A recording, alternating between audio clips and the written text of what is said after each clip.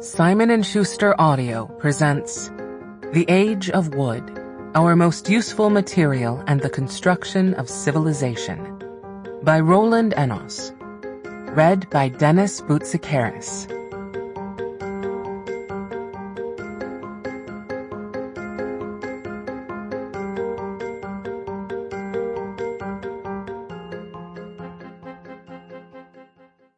Prologue. The Road to Nowhere.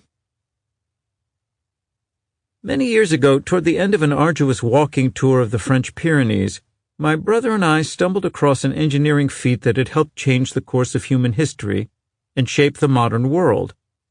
As we made our way down from the peaks to the village of Yesout, the route took us from alpine meadows to the conifer forests of the Vallée d'Aspe.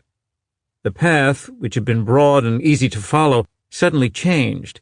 As the river valley continued to drop, the path maintained its level, but only by cutting into the walls of an almost sheer rock face.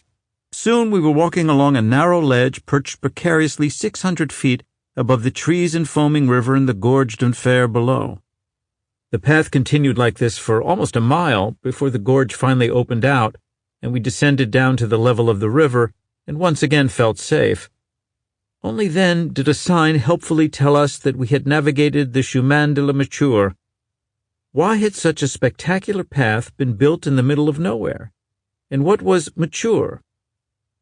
The answer lies in the rivalry that developed in the 18th century between the two emerging superpowers of the Western world, France and Britain, and provides just one of the more striking examples of the way wood has helped shape the human story.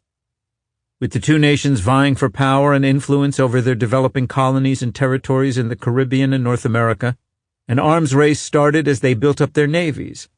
Both nations strove to build bigger and more heavily armed ships of the line, capable of acting as firing platforms for up to 100 huge cannons, which could batter other ships and shore defenses into submission.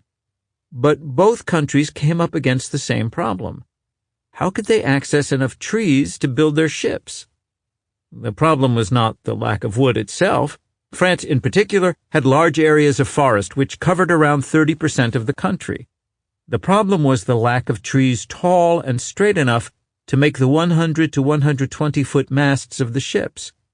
Most forests in Europe were already being managed, and it was becoming harder to find areas of primary forest where tall trees could still be found. For France, the answer lay in the wilds of the Pyrenees, where stands of huge fir trees still stood. The engineer, Paul-Marie Leroy, Sample complete. Ready to continue?